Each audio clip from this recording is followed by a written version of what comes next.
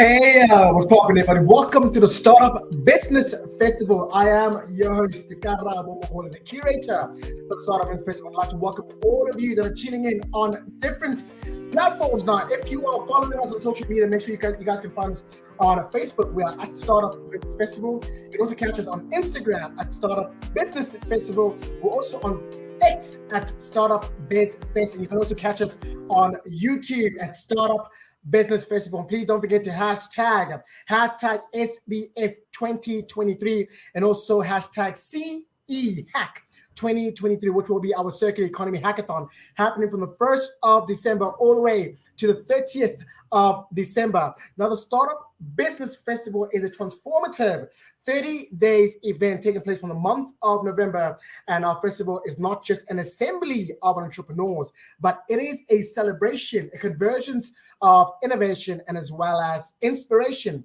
And at its core, the Startup Business Festival aims to redefine entrepreneurship, making it not only a viable venture, but also a trend-setting and accessible pursuit. Of course, we aim to make entrepreneurship fashionable and attainable. Now, we believe in the power of entrepreneurship to effect positive change in all facets of society. Thus, our focus extends across the environmental, economic, social, cultural, and as well as the creative sectors. Now, by embracing a holistic approach, we aim to create a dynamic platform that nurtures the diverse ideas that catalyzes comprehensive growth. Now, throughout the 30 days, we bring together key players within the entrepreneurial ecosystem alongside thought and practice leaders who have carved a path of innovation and as well as success. Now, anchored by a multi-facet lineup, the festival features an array of events which are designed to enrich and also to empower participants. Now, we have keynotes, we have masterclasses, we have workshops, we have panel discussions, we have showcases, we have pitches, we have exhibitions, we have live performances, we have Biscope, and of course, we have networking opportunities. Now, this year's theme is building a resilient startup ecosystem. Now, in these challenging times, this theme stands as a beacon of hope and determination, highlighting the critical importance of resilience in entrepreneurship as a driving force behind sustainable growth and prosperity. Now, for us to achieve this ambitious goal, we are wholeheartedly dedicated to equipping entrepreneurs with essential tools and skills for them to establish their startups that can weather any storm and, of course, emerge much stronger. Now, our event does more than just convene. right? It thrives to foster a robust community. This community comprising of entrepreneurs, this community comprising of investors, community leaders, and thought and practice leaders who are united by a shared dedication to nurturing an conducive environment of entrepreneurship. Now, together, we believe that we can strive to craft a brighter future, one where entrepreneurs not only survive but thrive in the ever-evolving landscape. Now, in a world where uncertainty becomes certainty, resilience now becomes our most valuable asset. We believe by focusing on resilience, by investing in skills and mindset that can help entrepreneurs to face adversity and, of course, chart towards a brighter future and much more prosperous. So, throughout this festival, let us embark on the power of resilience, the strength of our commitment, and the potential that lies within each and every single one of us. And together we can weather any storm and launch towards new horizons and shape the future of entrepreneurship in Africa. And as I have stated, I am your host, Karabo Muhura, the curator for the Startup Business Festival. This is the second week, and last week we had an amazing week looking at entrepreneurship for environmental sustainability, and this week we'll be focusing on entrepreneurship for social change. And today is a beautiful Monday, the 13th of November, and of course, as I said, we'll be focusing on entrepreneurship for social change. Now, social entrepreneurs with their profound commitment to having a meaningful change to infuse the entrepreneurial ecosystem with a unique and heartfelt power. Now, they stand as a beacon of compassion and innovation, navigating the delicate intersection of business acumen and societal impact. Now, driven not only by profit, by a fervent desire to address social issues, these entrepreneurs become an architect of transformation. Now, their ventures serve as a model of conscious capitalism, injecting empathy into our often unyielding world of business.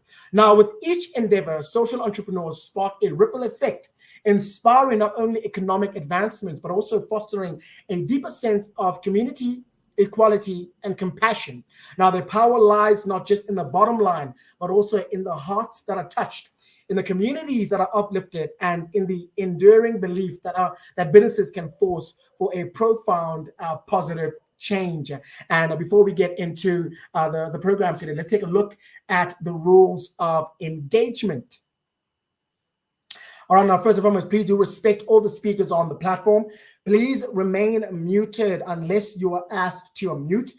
Please do take pictures and post online and tag in the Startup Business Festival page, and also hashtag SBF 2023 and also hashtag CEHack 2023. And also, please do use the chat box to send through your questions. All right.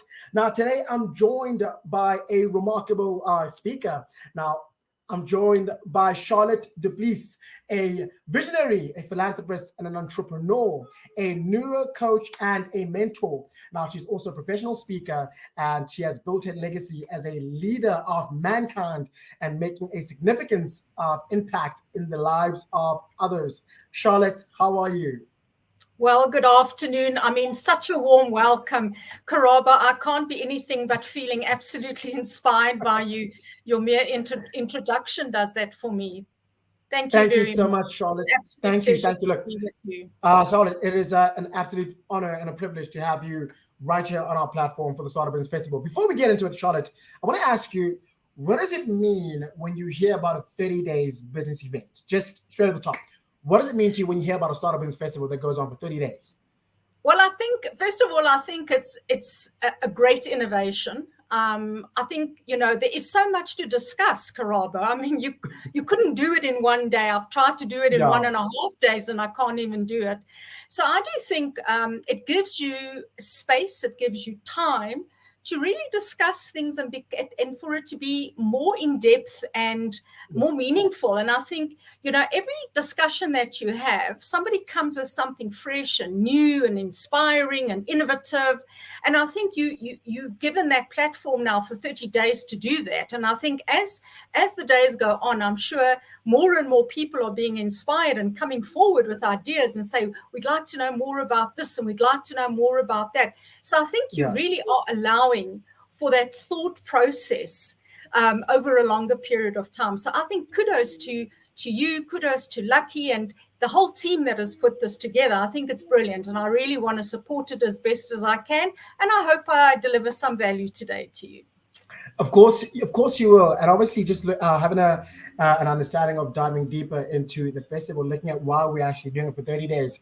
Of course, when you look at the Global Entrepreneurship Week, they have it for a couple of days or close to a week. But obviously, when you look at the 4 sectors that we are impacted with and the crucial role that they play in the economy, I think it wouldn't do as much justice to us to focus on each sector for a day. I mean, it was easy for us to say we can do it a week, and each day we'll focus on social entrepreneurship. And the second week we'll focus on environmental economy and obviously the creative sector. But I think just looking at the ecosystem and the collaborative work that we do and the partners that we have, we feel like, it's possible for us to go in detail and in depth and looking at how each key player has their own journey and their own understanding of the role that they play. So I think when they come on the platform, they share, their knowledge and their expertise. And also whoever will be participating has a valuable insight to actually have an understanding of the crucial roles that each sector plays within the ecosystem.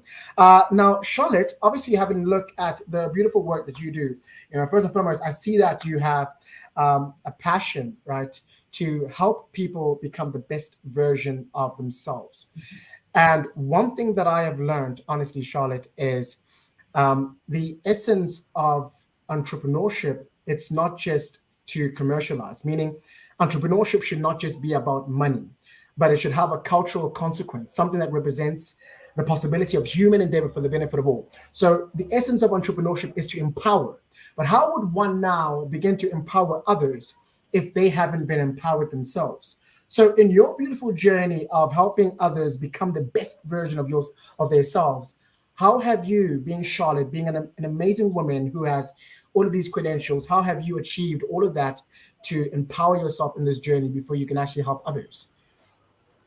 Well, I can say it's been a long journey, and I think that's where I want to start here. Karabo, there's a good saying, Rome wasn't built in a day, and a reason for that.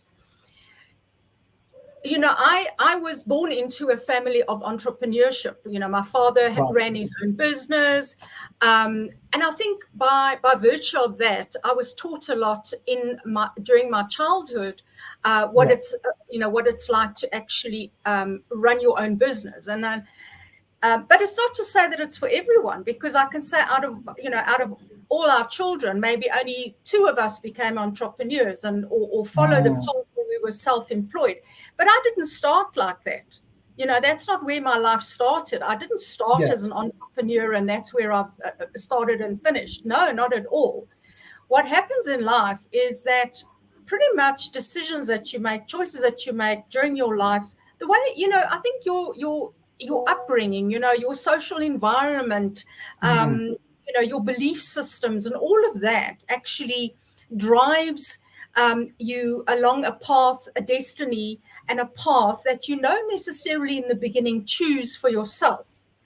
So when as time goes on and you then find yourself at a point, at a juncture where you're saying to yourself, but I don't want other people to tell me what to do anymore.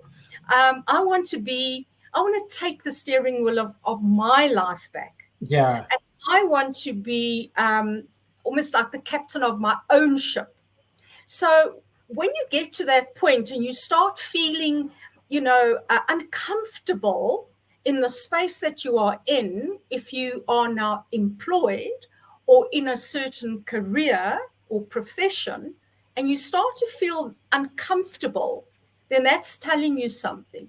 Those are telltale signs that something isn't sitting right with you.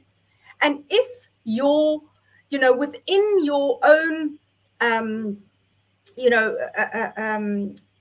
like your lifestyle and everything that you're doing is speaking towards you actually becoming the owner of a business, your own business, and you're steering towards that. And that tends to be it's like a magnet. It keeps drawing you to doing certain things. So what generally happens, if I can just, in a very simple way and describe it to you, is that entrepreneurs 9 out of 10 times start businesses while they are employed.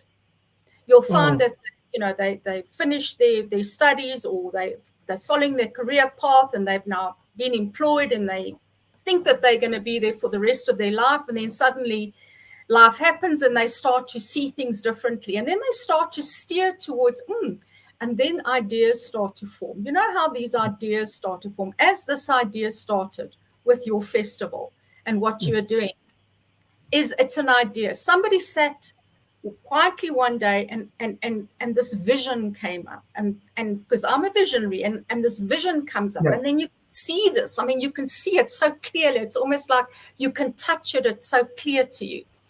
And this is what happens in the life and in the world of an entrepreneur, is that you suddenly start to think of things that you could be doing outside of your employment. And obviously that's where the challenge lies, is at what point do you cut off being employed and becoming self-employed? So that's why I say it's a long journey. It's not something that happens overnight. To be honest with you, Karabu, I started my first business at the age of 50. Now, you know, I mean, that's the truth of the matter. I mean, I worked in the most incredible industry. I worked in the travel industry. I loved travel. I traveled the world. I took groups of people overseas. We watched, you know, went and saw the most beautiful countries. And at the end of the day, what happened was, in my job that I was in, I started to become I felt trapped. I literally felt trapped. And I started to think about this. But why do I feel this? Why am I going against the grain of everything that my managers are telling me? Why am I going against the grain and having to conform to corporate structures and methodologies? And I didn't enjoy that eventually. And then somebody actually had to tell me to my face, it's time you step out, Charlotte. And this was a wonderful woman that I was working for at the time. And that was my last travel position, position that I had in a travel company. And I was literally turning 50. So that's why I say entrepreneurship can happen at any time, Carol. Yeah. It is not a question of one day you get up and you're an entrepreneur. It's impossible. It is a journey of almost like you being molded through life. You're being molded. It's circumstances, it's choices, it's decisions you've made, it's people that you come into contact with, it's role models, it's mentors, it's just your surroundings. And then suddenly, and strangely enough, and I think this is where I think what you're doing is so amazing, Karabu, is that COVID happens. So a worldwide catastrophe causes the entire world to shut down. And it almost forces entrepreneurship onto every third or fourth person, because they've either lost their jobs, their companies have downscaled, their salaries have been reduced. It happened in my own family with my daughter who was in the tourism industry. And then what happens? Suddenly they become entrepreneurs. Suddenly they have these side hustles, and they've got to sell, and they've got to operate, and they've got to do all sorts of things. What I hope I'm going to be able to share today is some sound advice on how do you approach being an entrepreneur, but a successful one. Because I think, you know, there's a bit of entrepreneurship in every person. But there's very few people that can step out and say that within a certain number of years, they are resoundingly successful. And that's where the secret lies. The secret lies in that. How do some seem to make it without much effort? And then you'll find there are others that will struggle for their entire life and never make it. So what is the secret to that success? And I hope that I can share some golden nuggets here today with you. I think one of the most amazing elements of having such platforms is obviously meeting impeccable individuals who have a story. And what I'm fascinated about, Charlotte, is you were uncomfortable being comfortable, right? So obviously now I think this is where the element of the entrepreneurial inside of you creeps in, because you feel like there's more than what I'm seeing. I feel like I'm more than what I have. And oftentimes a lot of individuals get lost, right, in finding themselves in a space where they are comfortable, but they're not reaching their full potential. So now with you, Charlotte, obviously, being an entrepreneur and finding yourself in this space where you believed that I have to work for myself. What was that next step that you implemented, or what was that next step that you took? Because I know a lot of people have this idea, right? They're sitting on a brilliant idea, but they don't even know where to go or what the next step should be. And obviously, you being an impeccable woman in your rightful field, you knew that you were traveling, you were comfortable, obviously, but you decided that was not for you, and you took that next step to obviously, be in a position that you are today. What was that next step for you, and was there no element of fear coupled with that? Anybody that tells you that they don't fear it, they're actually lying to themselves, because I can tell you that there is nobody, and I've met hundreds and thousands of people over the last number of years that I've been doing what I'm doing, and everybody, there's a fear factor in every single person, whether they are well skilled, financially very well equipped to do it. There is still this underlying fear that says, can I do it? Do I have what it takes to do it? The imposter syndrome, and it creeps in purely because it's the unknown, Karabu. Yeah. So the unknown is what we fear. Whilst we know what we know, we're comfortable and we're happy to sit within that comfortable space. But the minute you step out into the unknown, that's when fear starts to almost become your worst enemy, because you fear for the next decision you have to make. So to answer your question, because I need to stay on cue here, what was my next step? Well, the first, and that's where my first piece of advice is going to come in, Karabu. What is your best skill? What are you good at? What will people buy from you? What value can you offer and add into the lives of others, either into the business context or into the personal context? So what have you got that is saleable? And that's where entrepreneurship should begin. Because in the years that I built up all my experience in travel, what I started to realize to myself is that I had exceptional organizational skills.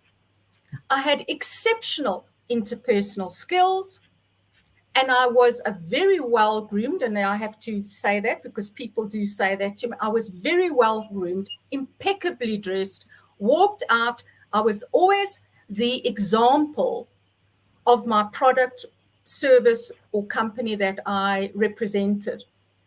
I mean, I was even an air hostess for South African Airways, and I mean, how difficult it is, and how they really take you to pieces. So the point I'm making here is, what are you best at? And that is what you then make your business. Because to go outside of that and to become experienced in something outside of that is going to take time. But if, like a simple example, if I bake the most delicious cakes in the suburb, why would I go and try and become a social media expert? If my skill is baking cakes, become the best baker of cakes in South Africa. That's how entrepreneurship should work. The skill should actually become the product or the service, to make it easy on yourself at first, because then you build your credibility and your business around that reputation of your skill. And once that reputation and credibility and trust and reliability has been built, you'll find it very easy to diversify. The minute you diversify, people will trust you already. So Karabu, You read my profile. You saw what I've done over the years. People that come to me say they've watched me, they've listened to me, they've seen me. I'm consistent. You know, what I say is what I do. When I put my mind to something and I say, I'm going to create this and I'm going to do this, and I do it. So the credibility, the trust, the reliability factor is what you bring into your business when you step out and say that I want to run my own business. So the steps that I take and took, and I still take them every day, because Karabo, you will not believe it, after being in my own business since 2006, I've opened up another new business this year. But you know what I've done? I've kept my business the same. By that I mean I haven't suddenly gone and bought a dry cleaning company now, and now I've become a dry cleaner. I've stayed true to the person I am, and I am an organizer. And I said to you right in the beginning, what was my skill? I'm exceptionally good at organizing. So what did I do? I started an events company. I organized my events. The reason I did that is because throughout my travel experiences, you can ask so many people in travel. They'll remember Charlotte. Well, I was a different surname then because it was my previous surname. But the point I want to make is I did travel expos. You know, I was constantly for Rennie's Travel, for Prestige Travel, for Gulliver's Travels, for Reynolds Travel. I used to do these travel expos. So I realized that was a gift that I had. So I started an events company. And that's from that, here I am today running constant events. As you are running an event now, I run an event again on Wednesday. I've got my awards, and I know that we're going to chat about it later on. Why not do what I do best for myself? So that's what I did. And that was how I started my business, Karabo. And I'm still doing it today, except I'm not doing outsourcing my services, but I'm outsourcing what I have learned as a business owner, as a business developing a business, but more so than anything, brand. How have you positioned your brand? If your brand is so strong that when the name Charlotte du Plessis comes up, people know, that's somebody that I've heard of. You know, you're doing a good job. So I've done it unintentionally, unconsciously for all these years. And today I can sit back and say that all that I've done is purely stayed true to who I am. And that's the best advice I can give. I like that. Now, this is the Startup Business Festival, where we make entrepreneurship fashionable and attainable. And I'm joined by Charlotte du Plessis, having an amazing conversation, zoning in on entrepreneurship for social change. Now, Charlotte, I really want to go back to something profound that you've actually mentioned. And obviously, looking at your lineage, your parents, were once entrepreneurs, were entrepreneurs, and you are now an amazing entrepreneur. Was there something that you've learned from how your parents have done it? Because I know for sure, Charlotte, if we zone in today, because we are an incubator, and when we help a lot of startups, a lot of people of color who have ideas, who have businesses, they all seek one thing, which is funding. So we try to give them access to markets and access to funding. So how has your parents played an important role with showcasing how an entrepreneur should actually maneuver in this industry? And have you learned something valuable from your parents? Well, I think the most important thing that I learned from my parents, and my father in particular, he was an exceptionally sociable man, and he knew how to build good relationships. And I think for me, any person who wants to start a business, the first thing that they need to know is that they cannot keep everything for themselves, or they can't keep it to themselves, and they will not be able to be everything to all people. So I think the first thing I would say that my father had, which I know had a very, very outgoing personality, and I've been blessed with the same. And the outgoing personality has helped me to build relationships. But it gets back to, a relationship is as good as what you allow it to be, or permission that you give for it.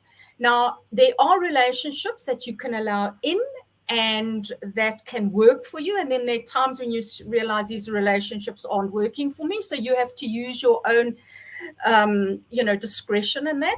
But I think overall, let's go back to saying, what did my father do when he wanted to start? Because he started a petrol station. He had a Shell petrol station. What was the first thing that he had to do? He had to go and loan money at the bank. So that's what he had to go and do. So he had to go and prove to the bank that he was a reliable businessman and that he will pay them back for this money. So they set up the business. He only had one petrol station, Karabo. It's not like today where you've got engine garages all over the show. You found one petrol station of one particular brand, I think, in a town, probably for the best part of 30, 40 years before things started to become as commercialized as what they are now. But the relationship that he built with the bank manager is what helped him in those days. You see, so I go back to that and say, I build every bit of business that I build today, I build on relationships. And that's what I say. I like that. And obviously, understanding the currency of an entrepreneur, it's not money, it's relationships, the power and being, an entrepreneur who understands relationships. And obviously, I've learned there's, within this ecosystem, there's an entrepreneur who zones in on the ecosystem and an ecosystem, right? So obviously an ecosystem entrepreneur is one who does it by himself, but an ecosystem entrepreneur is one who believes in collaboration and the power of relationships. Now, Charlotte, let's zone in now on your entrepreneurial journey, right? Obviously you are this woman that I'm seeing before me, and obviously you've really laid a beautiful path of where we've come today. Can you share any key milestones and challenges also in your entrepreneurial journey that have shaped your approach to business and social impact? And also, how did your transition become from an entrepreneur to a visionary and also focus on social change? Well, I think the key milestones, and I have made some notes here, but I'm so thoroughly enjoying our open conversation that I also don't want it to be too scripted, because I'm not one for scripted talks. I love to talk from the heart, and I think that's exactly who I am. You can see right through me. I'm a very, very transparent person. So, but I do think, I'm so patriotic to South Africa. I just love my country. I was born in 1956. I was born, in fact, the year that, the women were actually, that was when the August 9th happened in 1956. And you had all these women that were, deciding that they've had enough is enough, and we're not going to carry on like this anymore. And whether that has any significance to my birth year, I don't know, but maybe it had. And obviously the stars were aligned, because I then eventually started a women's organization, which I launched in 2013. So I think if I can say key milestones is, first of all, what is a key milestone for me and what is a key milestone for you, and how long does it take you to get to that milestone? So I think sometimes we are so wrapped up by, setting goals and milestones and things like that. But what is significant to me and what the key milestones are is the fact that I actually started a proudly South African business. So that's bottom line here. I'm true to South Africa. I'm a patriot. I worked in the travel industry. I sold South Africa as a wonderful destination, and I still do, and I encourage people to come here. I look past, I try very hard to look past the negative publicity that we get, because there is. But the thing is that I think for me also another milestone was being recognized as one of South Africa's leaders of people empowerment. That to me was a milestone. Thank you. I get emotional when I say that, and I'll tell you why. When you do something so sincerely and with such passion and such purpose, and you just do it, you don't expect anything. There's no expectation. There's nothing in return. I don't want anything in return. I just loved what I do. But when people then come and they give you an award and they recognize you and they call you on stage and they say that you've been recognized, I think those are the milestones that really stay with you as, yes, what I'm doing is making a difference. And that is it. The other milestone, I think, ultimately that would be anybody's is global expansion. Because we have to consider South Africa is South Africa, and South Africa is only so large, and South Africa only give us this much.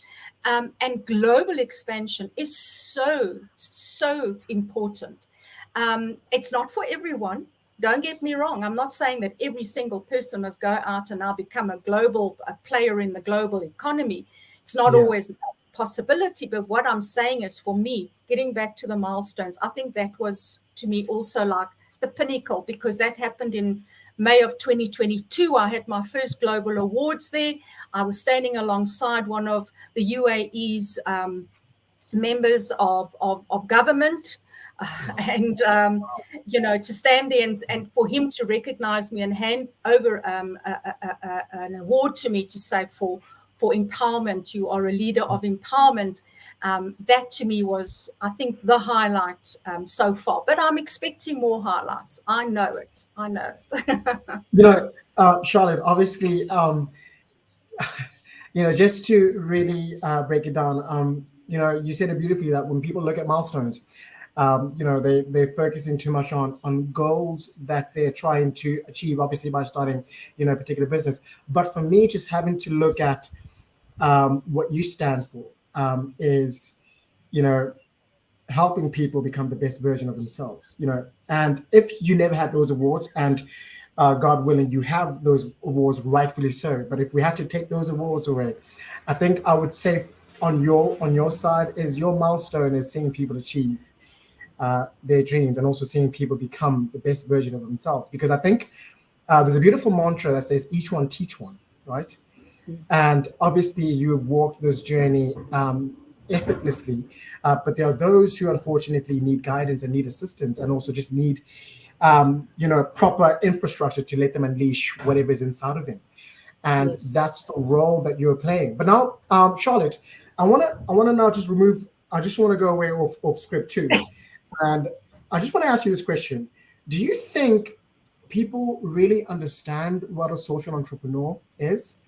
Because a lot of people probably think that a social entrepreneur is not supposed to probably, make a living or even have substantial amount of money, because they probably just think what they're doing is primarily for others. So when they see someone who's a social entrepreneur and them being successful within their rightful field and living a life that is, beautiful, I think a lot of bells ring in their head to say, well, I thought a social entrepreneur should be strictly NGOs or should be strictly somebody that does not see any profit, which is not true. So do you think there is a mist, like a veil in people's understanding of a social entrepreneur? Excuse me, Karabo. Well, I think there's a good possibility that there is. Yeah. But then, let's face it, every person needs to make a living. So we have to just be honest about this. Yeah. So, not everybody is born with a golden spoon in their mouth and inherit, the Oppenheimer millions. It doesn't work like that. So as much as people are doing good, it doesn't mean to say that they must be neglecting themselves. And I've seen it done beautifully. I've seen it done transparently. I've seen it done with great dignity and integrity. And there is nothing wrong with it. Nothing wrong with it. Because it is a business. If you are running any enterprise, whether it be non-profit or whether it be profit-bearing organization, someone has to do the work, Karabo, and it can't be expected that the people that are driving it every single day is not earning some sort of remuneration, salary, consulting fee, or anything. And in fact, it is built like that. The models are built like that. So there's no model in in South Africa that I know of that says that if you're a social entrepreneur, you're not allowed to earn anything. There's no such business model, and it doesn't exist. So if anybody is doing something in the social entrepreneurial space, they could be doing two different things, but simultaneously. So I'll give myself as an example. I run a profit-bearing company and I run a non-profit. The two are alongside one another, because the one is where we would then be doing our social investment programs, and the other one will be where we are running services that are obviously on a different scale. The two actually complement one another beautifully. The secret to success is how much time you spend in each one of them, and that can be where the challenges arise. Because when you've got limited resources, you tend to find yourself not being able to spend as much on the social as what you are on the profit-bearing company, that the two might, that the one or the other might struggle. But I hope it answers your story. People that are social, and I must tell you that I've never seen such, there's been like an explosion of social entrepreneurs. And I can tell you why I know that is because I run the awards, and one of my categories is women in community. And we have an overwhelming rate of nominations coming in for women in community. And they are social entrepreneurs. They do not do another job. That's what they do. That's how they earn their keep. But the work that they do in the communities is driven by heart, with a serving heart, and with compassion and empathy. And that is what we need. We need those people. We need those people because we know that we live in a society where there is a lot of inequality still. So believe it or not, social entrepreneurs do need to earn money to survive and put their children through school. Yes. It's actually, unfair for us to be having this conversation, but it's actually needed. And obviously, you have answered, obviously as effective as possible. But now, Charlotte, I want to zone in now on your beautiful organization, the Dream Bigger Summit, which you are the founder for that. First and foremost, congratulations on that. Now, the Dream Bigger Summit focuses on expanding the horizons of entrepreneurs. Do you mind, Charlotte, elaborating briefly on the Dream Bigger Summit before I actually get into my question about it? Well, it is simply a case, again, Charlotte sitting back one day and vision, my vision board in my head. I don't have it on my refrigerator. I have it in my head. And I kept on saying to myself that I need to do something that is greater than just an award ceremony. Because an award ceremony is wonderful, and you have everybody arrive on the night and you give the awards and the ladies get celebrated. And we do a lot of other stuff around it, of course, which is very significant for those ladies, because it's not an award we just hand out. Let me tell you that it's not. They earn that award. They work for it. They put in time, hours, but we are also nurturing them to really groom them, that by the time they're on that stage, they are really rewarded and not just awarded. So I thought I'd really like something that is going to put a little bit of extra meat into this beautiful concept already. So I stood, in fact, believe it or not, on at Stillby in November last year, and I said to myself, I want to do a summit that leads into my awards. So the summit really is, and I call it Dream Bigger because Dream Bigger is because my mantra is, if you can dream it, you can do it. And of course, we I live by that. And I thought, well, I'm going to teach other people how to dream bigger. Why not? If I can dream big and say, now I want to add another layer to my awards, which is already a huge project, why not? So that's how it came about. I was looking over the beautiful Stillby resort, or not resort, but coastline. And this thought came up in my mind. And then I put the whole plan of action together.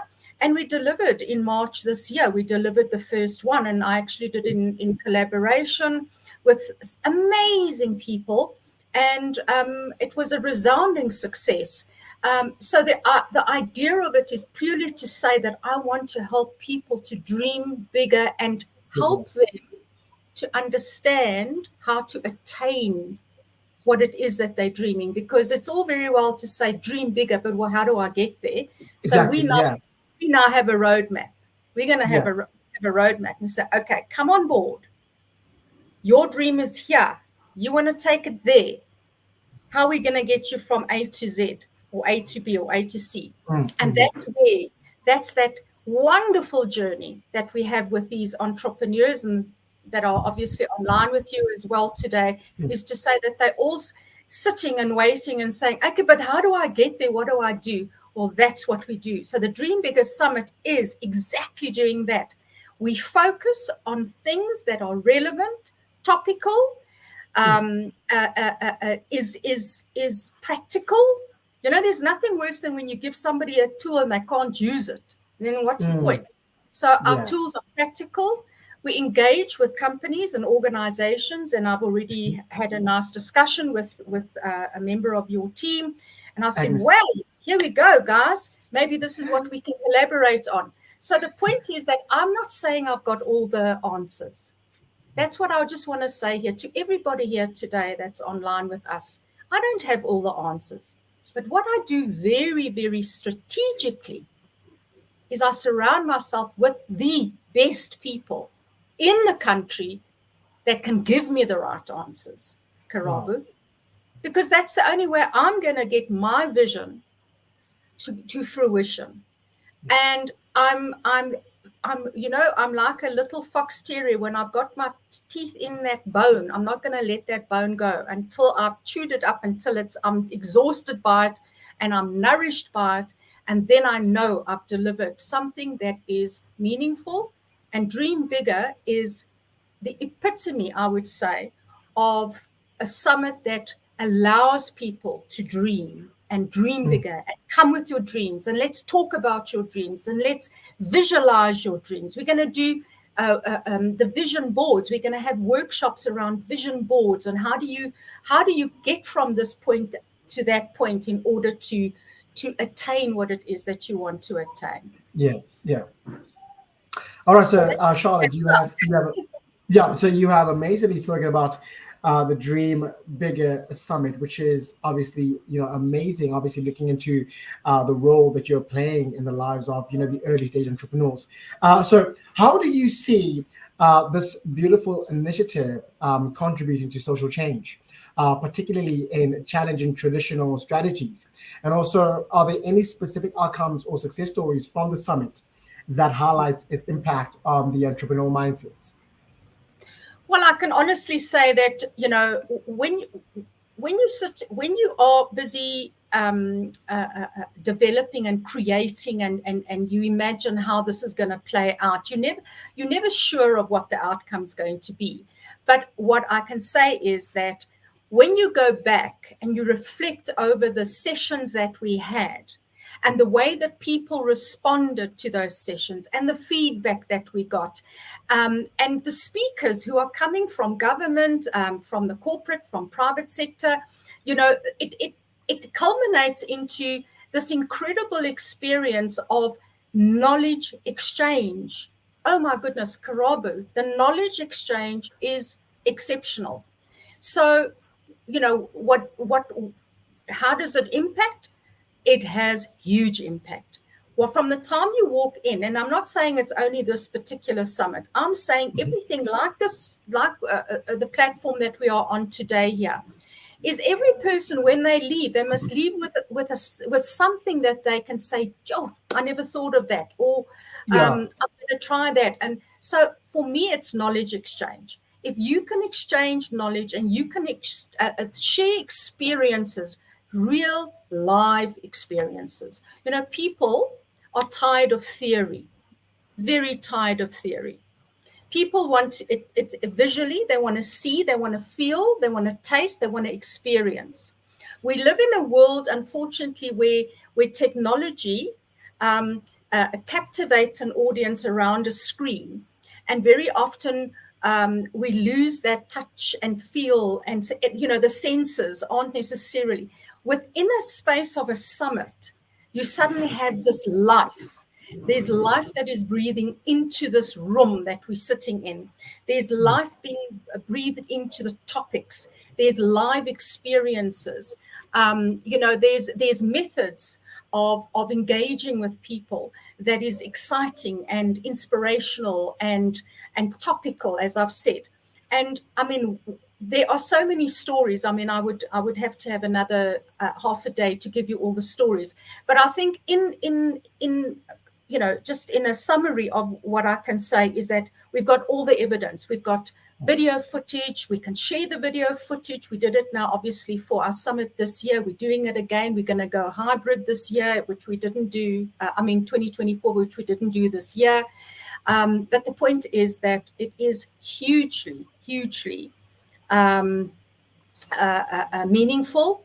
And I sincerely hope that, just by what we decided for next year, which is obviously aligning to the Sustainable Development Goals, that we've decided on 7 of the goals, and they cover all the areas that you're covering as well, Karabu. And I think it's so important. It's all about social change. And I think if we stay on that, if we focus on that, and we keep to the goal, and I know that the target was 2030, and I believe we're way off target, which I think is important as a country, that we need to make sure that social change is priority through summits like this and your festival. Hopefully we can achieve what is expected of us. You've touched on something beautiful, which is obviously looking at the Dream Bigger Summit. You spoke about your mantra, which is if you can dream it, you can do it. And obviously when we zone into our theme, right? Our theme is resilience. We understand that entrepreneurs need resilience, obviously having that grit, that tenacity, that willpower to keep on persevering regardless of what the journey may look like. How has this mantra of yours, Charlotte, how has this mantra influenced your resilience and determination in overcoming challenges? And of course both in business and also driving in societal change.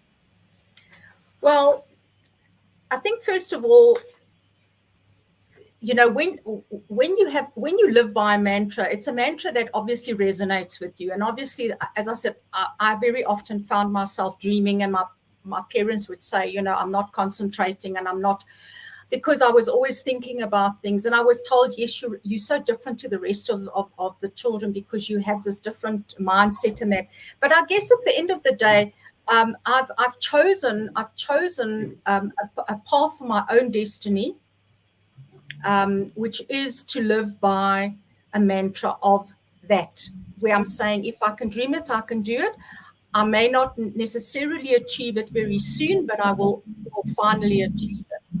But you spoke about resilience. If I'm understanding your question correctly, is how have I managed to overcome challenges whilst trying to navigate this vision that I have, this dream bigger vision, or this mantra that I have.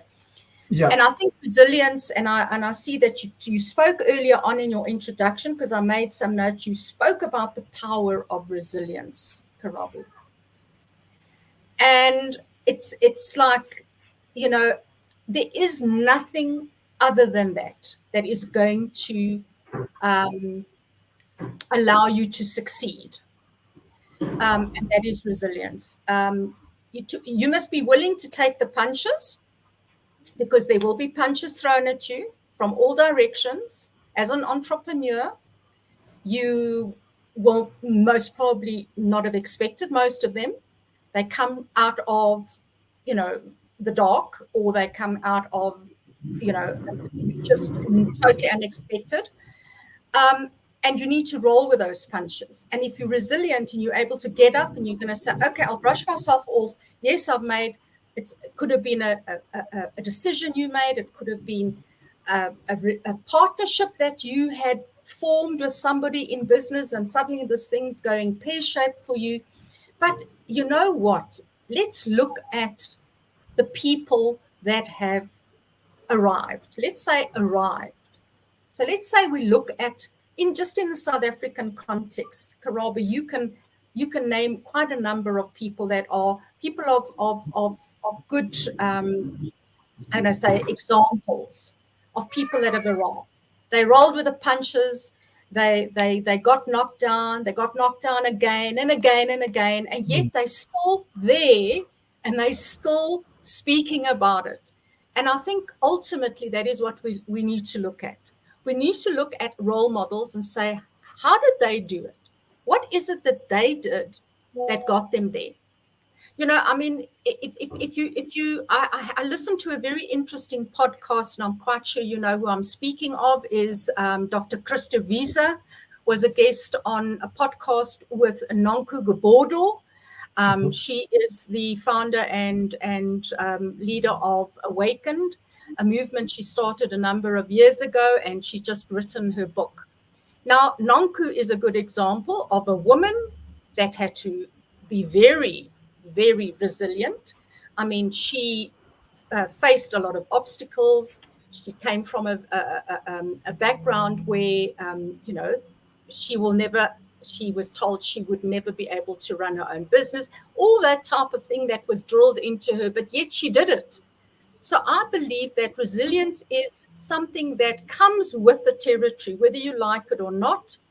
And I think, you know, another skill and another quality, you know, besides resilience is tenacity, is just always you on the go. You know, resilience is you get bumped up, you get up. But tenacity is I'm going to keep going. I'm going to keep going. I'm going to keep going. Yes, I might have to change my direction every now and again. I need to pivot.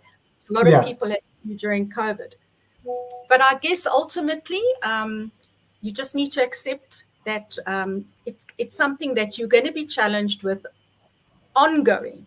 And I'm still challenged today as I sit here today. And I mean, the challenge quite simply could be that you had this wonderful appointment and your technology gives up on you and you suddenly can't get online because we don't have regular electricity anymore. And those are the knocks and the bumps along the way. Charlotte, I just want to say from you know, on behalf of the Startup Business Festival team, this has truly been extraordinary. You are, how can I say it? You are a breath of fresh air. Oh, thank you. Thank you very much. Yeah. This was so, you know, meaningful. Just having to speak the truth about, you know, one's journey as an entrepreneur. And I know for sure that this will be so enriching into the lives of, you know, all the early stage entrepreneurs, and also even for those who are not entrepreneurs who seem to need to find themselves within whatever industry or sector that they're in. But on behalf of the team, thank you so much for your time, and thank you so much for your knowledge. You know, you have now played an integral part of being part of our ecosystem, and now, you know, we're building on relationships with you, and I really enjoyed this moment. I wish you all the best of luck and with your future endeavors, and this is not going to be the last time that we obviously meet and get to do something, but on behalf of the team, thank you so much. We really have appreciated your time, and you have been so much amazing. Just sad that obviously all good things somehow must come to an end. Thank you so much. It's been our absolute pleasure. Thank you for the opportunity. And I want to just wish you the very best for the rest of the month. And I want to encourage everybody that's online with you today to stay tuned. And definitely I'm going to be supporting and sharing, just hearing what everybody else has to share and offer. Because I can tell you, knowledge is power, and you never stop learning. Doesn't matter how old you are. At no point in time should you ever stop allowing yourself to open your mind up to new things and new challenges and new experiences, and collaboration is key to success. And that's how I've driven my business successfully. And I look forward to a potential collaboration with your organization. Thank you so much. Thank you. All right. I am your host, Karabo Mohola, right here at the Startup Business Festival, where we make entrepreneurship fashionable and attainable. And this is week number 2. Obviously, we're focusing on entrepreneurship for social change. And obviously, right now, I had an amazing session with Charlotte Duplessis, a visionary, a philanthropist, and an entrepreneur, a neuro coach, and a mentor, and also a professional speaker.